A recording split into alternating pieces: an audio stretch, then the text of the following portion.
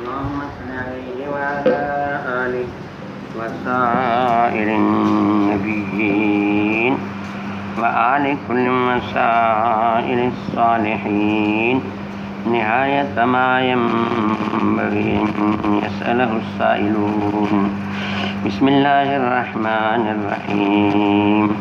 وبالسند المتصل منا إلى الإمام الحافظ الحجة أمير المؤمنين في الحديث أبي عبد الله محمد بن إسماعيل بن إبراهيم بن مغيرة بن بردزبة بن بززبه الجوفي البخاري رحمه الله ونفعنا بعلومه آمين.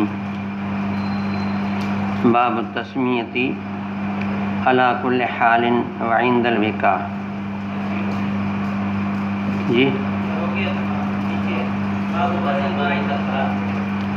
اچھا، باب ما یقول عند الخلا. جی وضع ماء عند الخلا. اس سے پہلے جو ابواب گزرے ہیں وہ ابواب الوضوء اجمالی طور پہ گزرے. شروعات میں اجمالی اس لحاظ سے کہہ رہا ہوں کہ ابواب و صفت الوضوء مستقل بعد میں آئیں گے. شروعات میں امام صاحب کی ترتیب کتاب الوضوء میں کچھ ایسی ہے کہ پہلے ابواب الوضوء اجمالاً کا ذکر فرمایا، جس میں فرضیت وضوء، شرطیت وضوء اور اس طریقے سے تخفیف وضوء، پھر اسباغ وضوء کی بات آئی کہ وضوء کو کامل کرنا چاہیے. اسباغ کے بعد پھر یہ باب رکھا غسل الوجہ بالیدین. یہ گویا اسباغ کی تکمیل ہے کہ جب یہ بات آئی کہ وضوء کو کامل کرنا چاہیے تو گویا بتا دیا کہ اکمال کا طریقہ کار یہ ہوگا کہ چہرے کو دونوں ہاتھوں سے دھویا جائے، دھونے میں دوسرے ہاتھ کا بھی استعمال کیا جائے تاکہ اسباغ وضو ہو جائے. یہ میں اس لیے کہہ رہا ہوں کہ یہاں باب و غسل وجہ کی بات آ گئی، اور تو اس سے بظاہر لگتا ہے کہ شاید صفت وضو شروع ہو رہی ہے جبکہ صفت وضو ابھی نہیں. تو معلوم ہوا کہ باب و غسل وجہ کا جو یہاں ذکر آیا ہے یہ در حقیقت باب و اسباغ الوضو کی ایک قسم کا تتمہ اور اس کی تکمیل ہے. لہذا مستقل یہاں صفت وضو کا باب نہ سمجھیں، اس لیے کہ ابواب و صفت الوضو آگے آ رہے ہیں. اس کے بعد پھر انہوں نے باب رکھا ہے باب التسمیت علی کل حال وعند الوقاع. اس سے بھی بظاہر سمجھ میں آتا ہے کہ وضو کی شروعات میں بسم اللہ کرنی چاہیے.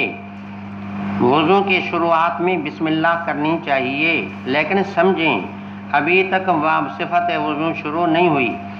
یہ اصل میں یہاں اصل مقصد امام کا یہ ہے کہ بیت الخلاء میں جانے سے پہلے اللہ کا نام لو، یعنی کوئی دعا پڑھ کے جاؤ.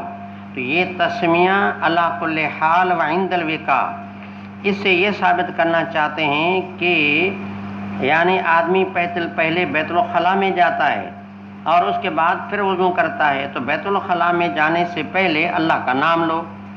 ثابت اس کو بہیں طور کیا کہ روایت میں تو بات جو ہے وہ جمع کی دعا کا روایت میں ذکر ہے. روایت میں آپ تھوڑا کتاب دیکھیں، بسم اللہ اللہم جنبنا الشیطان و جنب الشیطان لما رزقتنا.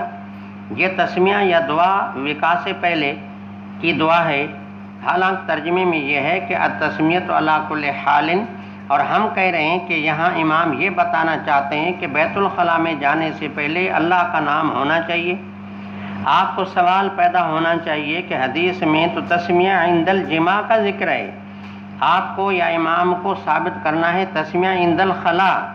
تو جواب یہ ہے کہ یہ یعنی اس بات بطریق الاولویت ہے، یہ اس بات بطریق الاولویت ہے کہ جماع کا وقت انسان کی نفسانی خواہش کا وقت ہے کہ اس میں انتہائی ایک ایسی حالت ہے کہ جس میں آدمی بعید عن ذکر اللہ ہوتا ہے، ابعد عن ذکر اللہ ہوتا ہے. تو یہ اللہ کے ذکر سے یعنی دوری کی بہت انتہائی حالت ہے.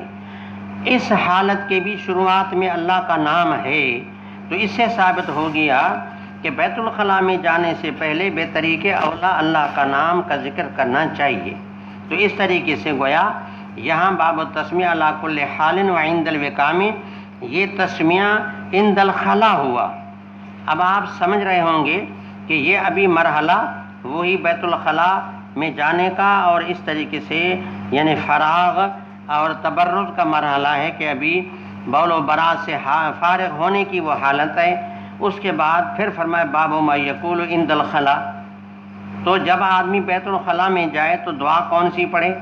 یہ باب بھی میری کیا حضرت شیخ الحدیث رحم اللہ کی یہ چان پین ہے کہ سارے شارحین کی باتوں کو پیچھے کر کے کہتا میری رائے یہ ہے۔ تو حضرت فرماتے ہیں کہ یہ جو میں کہہ رہا ہوں کہ یہاں تسمیہ علی کل حال والے باب میں مقصود جو ہے وہ تسمیہ عند الخلاء ہے، اور ابھی صفت الوضو یہ جو ہے وہ شروع نہیں ہے۔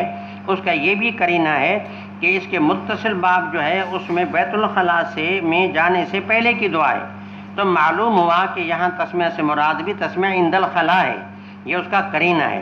اور باب ما یقول عند الخلاء کے بعد پھر بات آ جاتی ہے کہ وضع الماء عند الخلاء، کہ آدمی جب بیت الخلاء میں اندر جاتا ہے تو پہلے استعمال احجار کرتا ہے، ڈھیلوں کا استعمال کرتا ہے، پھر ضرورت پانی کی پڑتی ہے۔ تو اس کا مقصد یہ امام یہ ثابت کرنا چاہتے ہیں کہ پانی کا انتظام بھی پہلے سے کر لینا چاہیے، کہ لوٹا بھر کا آدمی باہر رکھ دے یا کوئی خادم ہو اور وہ لوٹا بھر کے دروازے سے باہر رکھ دے تاکہ مخدوم استعمال یا استنجا بالاحجار سے فراغت کے بعد پانی کا استعمال کرے گا۔ تو یہ جو باب ہے اس کا بھی وہی استنجا سے تعلق ہے۔ تو فرمایا باب وضع الماء عند الخلاء، کہ بیت الخلاء کے قریب پانی کا استعمال، پانی کا یعنی جو ہے وہ موجود ہونا یہ بہتر ہے، مناسب ہے کہ پانی موجود ہو۔ اب اس روایت کو ثابت بیں طور کرتے ہیں کہ روایت ہے حضرت عبداللہ بن عباس رضی اللہ عنہما سے، فرمایا نبی کریم صلی اللہ علیہ وسلم بیت الخلاء میں اندر گئے، میں نے دیکھا کہ میرے مخدوم جو میرے مرشد ہیں، میرے مربی اللہ کے نبی جو میرے استاد معلم بھی ہیں، مخدوم بھی ہیں، میں انہیں اندازہ کیا کہ ان کو ضرورت پانی کی پڑے گی۔ اس کو کہتے ہیں بے طلب خدمت، بے طلب خدمت، کہ میرا مخدوم مطالبہ نہ کرے، صرف میں اس بات کو دیکھوں کہ میرے مخدوم کو اس بات کی ضرورت ہے، بس آدمی خدمت کا ایک مادہ بنا لے کہ خود بخود خدمت کر لے تو دعا جو ہے وہ دل سے نکلتی ہے۔ ابن عباس نے سوچا کہ اللہ کے نبی کو پانی کی ضرورت پڑے گی، لوٹا بھر کے باہر رکھ دیا۔